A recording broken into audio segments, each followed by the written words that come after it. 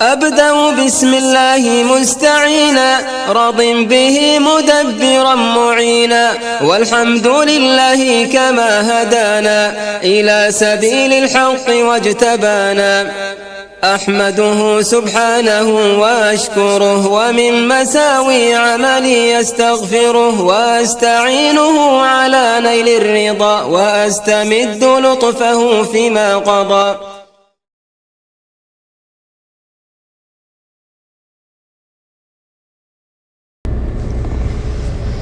بسم الله الرحمن الرحيم والصلاة والسلام على رسول الله. Assalamu alaikum wa rahmatullahi wa barakatuh. Mes chers frères et sœurs, bienvenue dans cette série de vidéos Les yeux rivés sur Dubaï. Donc c'est une série de vidéos, comme vous savez, sur l'immobilier aux Émirats. Nous avons commencé par faire plusieurs vidéos avec le frère Omar, qu'Allah le préserve. 2 vidéos avant celle-ci, ou 3 je pense. Une première vidéo où nous avons lancé une porte ouverte à des questions autour de l'immobilier aux Émirats. Ensuite nous avons posté la première et la deuxième partie. La première partie était une introduction du frère Omar, qu'Allah le préserve. Et la deuxième partie était un peu une photographie, ou plutôt un état des lieux de la situation de l'investissement dans l'immobilier aux Émirats et des opportunités actuelles. Cette vidéo, nous allons traiter dans cette vidéo une des questions qui a été posée dans la première vidéo, qui tourne autour de riba. Donc pour un peu contextualiser, vous avez ici la possibilité aux Émirats, et pas seulement aux Émirats, dans certains pays, vous avez la possibilité d'acheter un bien immobilier ou une voiture ou autre en payant cash, comptant, si vous avez l'argent. Mais parfois vous avez recours à l'achat en paiement différé, en paiement échelonné plutôt. D'accord ? Donc l'achat avec paiement échelonné consisterait à acheter un bien d'une valeur spécifique et de payer plusieurs traites, donc plusieurs paiements, que ce soit de façon mensuelle ou trimestrielle. Voilà, en tout cas, payer en plusieurs fois, répartis dans un espace-temps plus ou moins long selon le type de contrat. Le problème dans ce type de contrat d'achat en paiement différé, ou plutôt je dirais paiement échelonné, c'est qu'il y a dans certains contrats, et souvent, une clause de pénalité qui correspond au retard de paiement. Donc j'explique, c'est-à-dire que par exemple, vous achetez un bien immobilier à, je sais pas, 1 million de dirhams. Vous faites une première avance, un premier paiement, je sais pas moi, de 300 000 dirhams, et ensuite le reste en paiement échelonné, réparti sur plusieurs mois, pendant plusieurs années, on va dire pendant 5 ans. Et vous avez tout ça, toutes ces choses-là qui sont stipulées dans un contrat bien défini, bien clair, entre le promoteur et vous, l'agence immobilière et vous, ou un particulier et vous, d'accord ? Et vous avez certaines clauses au contrat qui visent à protéger le vendeur, comme certaines clauses qui visent à protéger l'acheteur. Parmi les clauses qui protègent le vendeur, il y a cette fameuse clause de pénalité de retard de paiement. Donc, il y a eu des questions autour de ce sujet-là pour savoir est-ce que c'était riba ou pas. Et en fait, il y a eu des fatwas qui sont sortis. J'ai plus la fatwa de quel shir, subhanallah. En tout cas, il y a une fatwa qui est sortie où le shir dit que, en fait, si cette clause apparaît dans un contrat, eh bien, c'est une clause qui est caduque et qui n'est pas shar'an, et c'est une clause ribawi. C'est une clause qui fait entrer dans riba. Donc, vous savez tous le danger de riba. Celui qui témoigne, ou celui qui participe, ou tous les acteurs autour de riba sont pareils dans le même jugement. Maintenant, par rapport à notre série de vidéos qu'on a décidé de faire sur l'immobilier aux Émirats, cette question est apparue et il est important à nous de l'éclaircir avant d'aller plus loin dans la série de vidéos. Donc ce qu'on a fait, bien sûr, on se rapproche des savants, des mashayikh, et notamment dans le pays. Donc on a ici aux Émirats, alhamdulillah, par la grâce d'Allah Azza wa Jal, on a le département d'Al-Ifta qui donne des fatwas en fait sur les sujets. Donc vous avez un numéro de téléphone où vous pouvez appeler à tout moment et poser vos questions. Donc aujourd'hui on a juste tout simplement pris le téléphone. On a commencé déjà par appeler un shir en Jordanie. Donc voilà, un shir qui est spécialisé dans le ilm du hadith.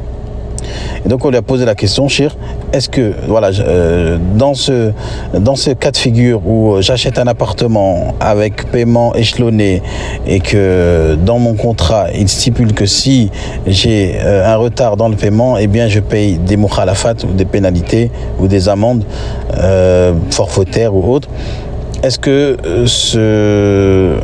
que ceci rend mon contrat caduc ou est-ce que ça me fait rentrer dans le riba?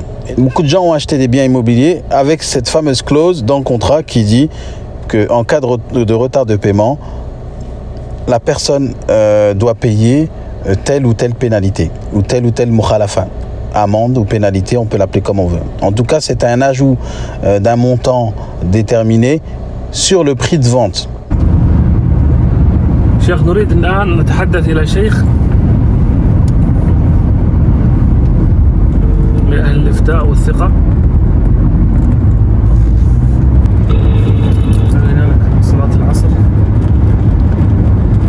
في الأردن 4:30. السلام عليكم. السلام ورحمة الله. كيف الحال شيخ محمد؟ حياكم الله. الله يجزاك الخير. شيخ محمد، أخوك عمر سالم، أنا بالأردني مقيم في الإمارات. الله يجزاك الخير يا شيخ. عندي استفسار بسيط بس أريد إن شاء الله هيك مشان يرتاح قلبي فيه.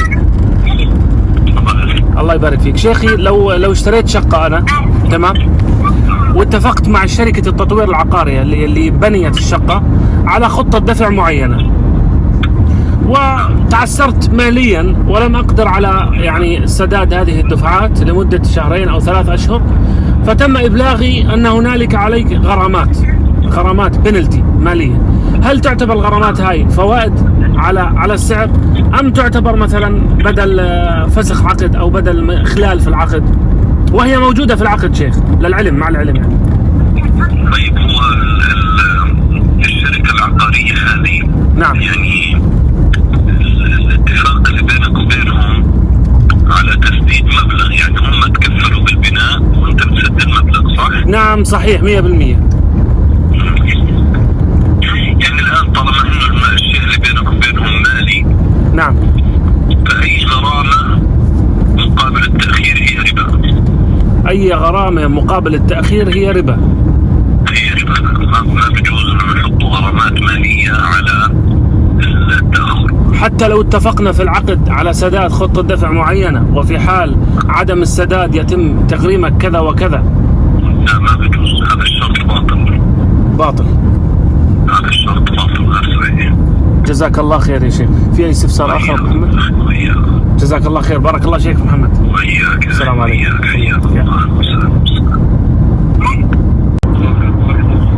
السلام عليكم. كيف الحال شيخ؟ ممكن ترفع صوتك لو سمحت؟ حياكم الله. كيف الحال سيدنا المفتي؟ الله يبارك فيك. الله يجزاك. افتاء دبي شيخي؟ مركز أبو ظبي. ما شاء الله. شيخي والله سؤال لو سمحت. أنا باعتبار أني أنا إنسان مشتري شقة، تمام، اشتريتها من مطور عقاري، وأتت علي ظروف مادية صعبة شوي، واضطريت أني أأخر الدفعات إلى 1 أو 2 شهر. لكنني تفاجأت إنه الشركة قالوا لي عمر عزيزي، مقابل تأخيرك على هذه الدفعات لديك الآن غرامات نزلت عليك.